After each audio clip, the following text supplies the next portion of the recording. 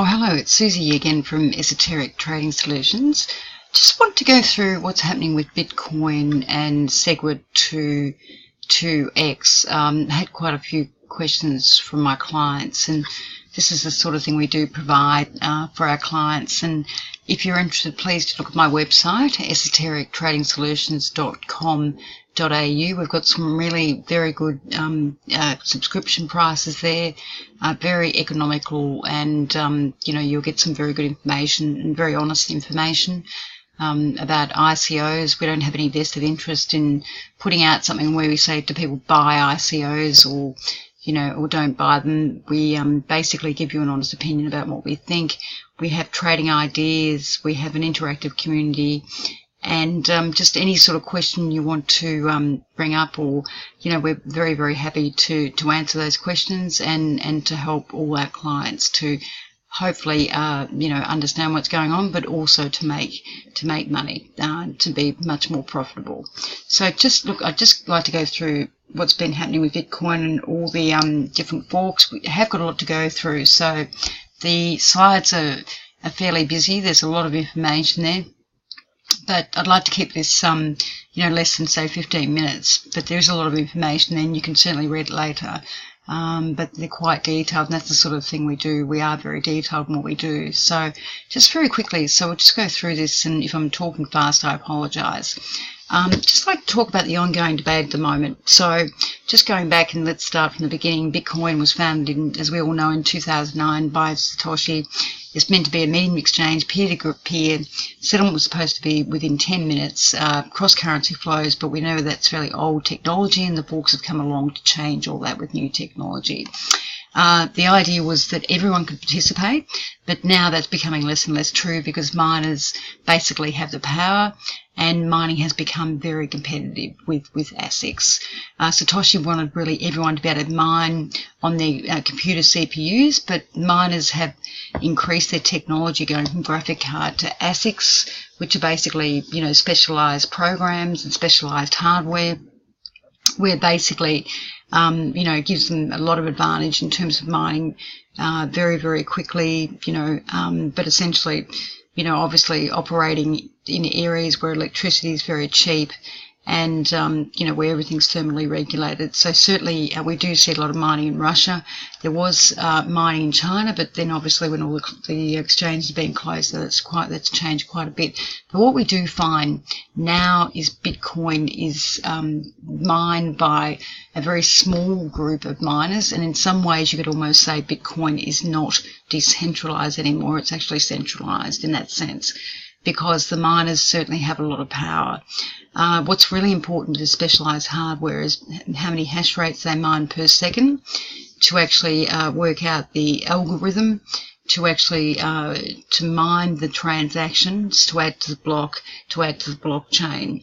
And essentially it's almost like a lottery to who can mine it the quickest to get obviously the Bitcoin. The problem is at the moment with Bitcoin is, as you all know, it's only got 1 meg, and the blocks are getting full, and basically there's almost like a queuing system, and you have to wait, and it takes often longer than 10 minutes to get something mined, to get a transaction to flow through the system.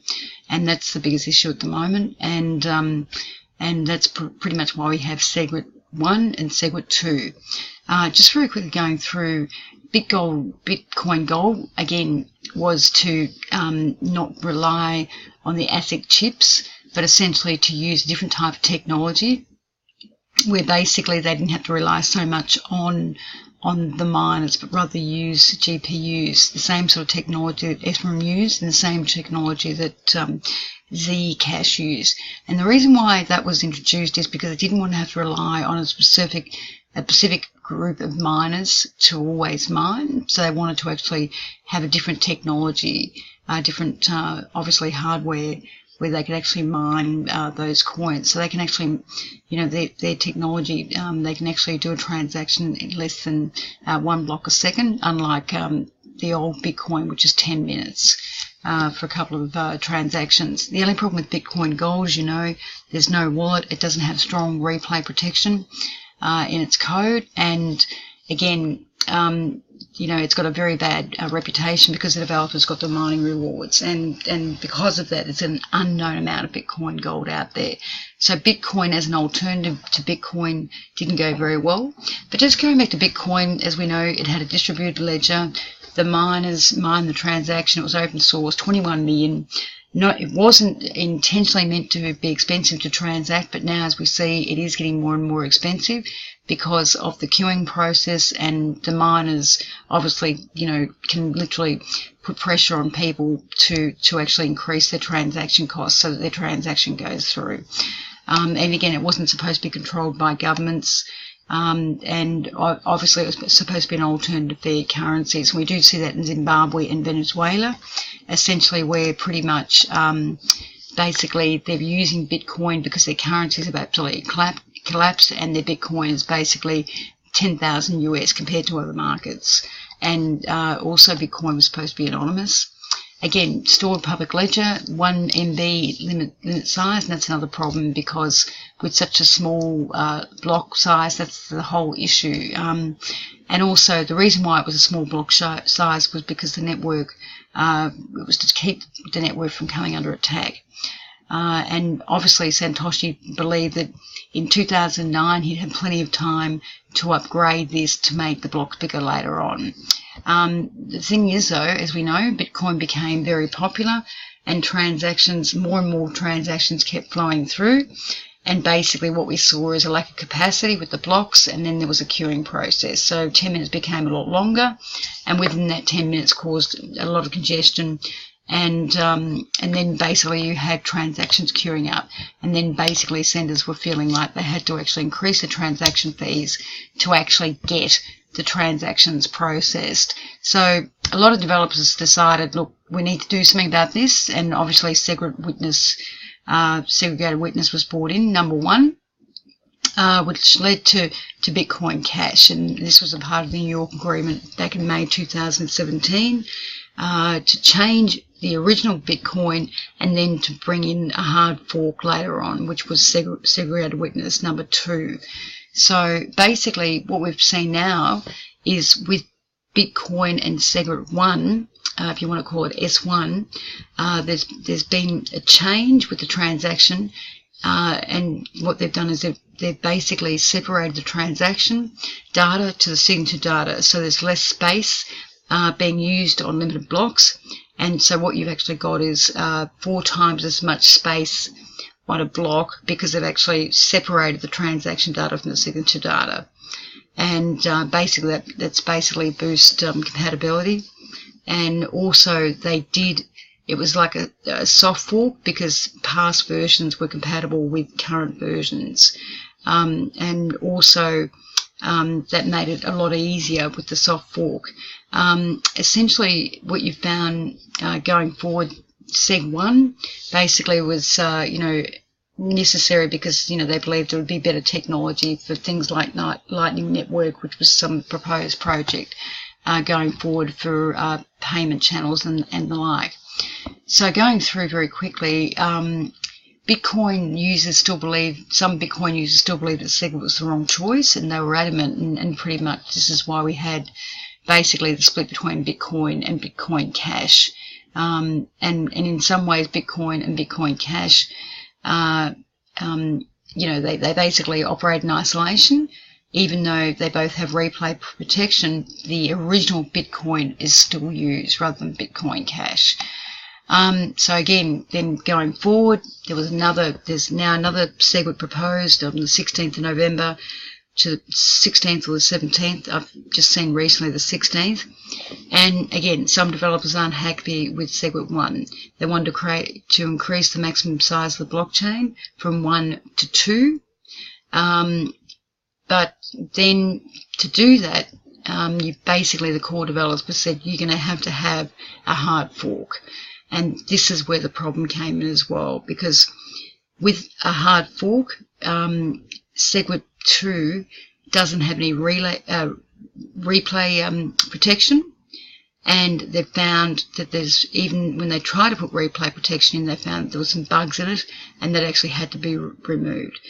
And also you've got crypto communities globally that are against SegWit2 because they feel that they weren't given enough time, the exchanges weren't given enough time, and just the overall community weren't given enough time, and it's going to increase volatility and more problem with hash rates, because we have seen that hash rates have varied quite a bit with the different crypto coins connected with Bitcoin.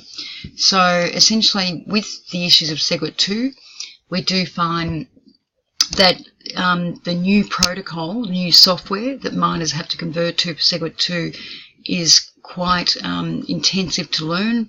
It's quite, in terms of the protocols, it is fairly steep learning curve. Computers that run the new software, they're not compatible with the old software, so it's not backward looking at all. So if miners don't turn over to the new software, they're going to be locked out of the network.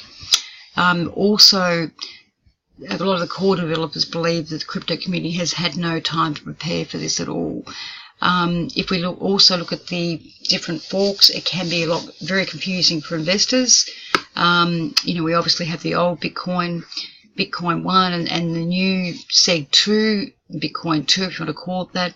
And the biggest issue is there's no replay attack for SegWit2. Which pretty much means that an investor could be at a risk of a replay attack from a malicious attacker, where they actually copy the transaction that an investor does on one exchange and basically send it on an old chain. This is because there's actually no replay protection at all, which is a real problem, because it actually did get removed because a couple of developers found security vulnerabilities with it, which is a real issue.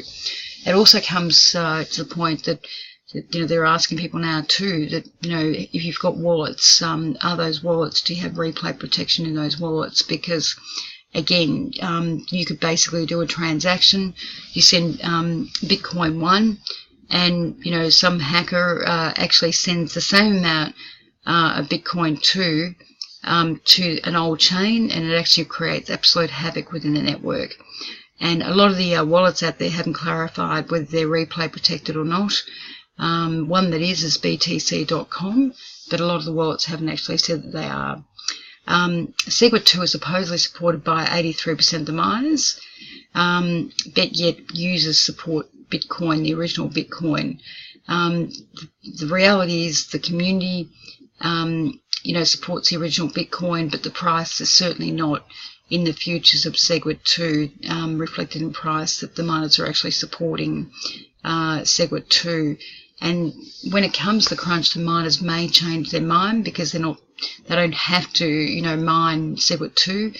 As I said before, the protocols are quite complicated. There is a very steep learning curve, and the miners will pretty much go where the profitability is. So their hash power will be used where the profitability is, which could lead to the original problem with Bitcoin. It's slow, higher transaction costs. If there's higher transaction costs, that's where the miners will probably go. Big issues though with the hard fork. Bitcoin have been stable. With the hard fork going through in November, that you could find that things are less stable. Bitcoin Cash, Bitcoin Gold, and now potentially S2. The blockchains all share the same transaction history, same address format, and users could send things to the wrong blockchain and lose their Bitcoins or their altcoins completely. Excuse me. Future transactions on one blockchain can leak privacy information on another. This needs to be managed, so therefore you're not anonymous. Also, the coins themselves run the risk of being altcoins to Bitcoin, so the exchanges have more security and more account support management issues. And you could find you've got big swings in hash rates, and we have seen this with Ethereum just recently, but you could find this with Bitcoin coins as well. And we've also seen it with Bitcoin Cash particularly. And it's ironical because the SegWit 1 and 2 want to avoid this volatility in hash rates and increased transaction costs. So just before the fork, you may find that things do slow down quite a bit and fees start to go up, but there is a divided crypto community at the moment between developers, miners and users. B2 honestly is not trading like it should be, And even though the miners say that 83% are going to support it, it doesn't reflect it certainly in the market. Which you might possibly find that the original Bitcoin will prevail, and you'll have the same issues that some of the developers tried to avoid. Pretty much the meg size, and obviously the transaction fees going up because of the hash rates and the like. And what you might find also is that every other coin that's supposed to have an upgrade to the technology compared to Bitcoin will then become old coins, and then you're going to have the same issue all over again. So the solution that was supposed to solve the problems of the original Bitcoin may even become problems themselves. So it's certainly food for thought, and I guess we'll just have to wait and see. I hope you enjoyed this video. I hope it answered some questions, and sorry for talking so fast, but there was a lot to get through. Thank you.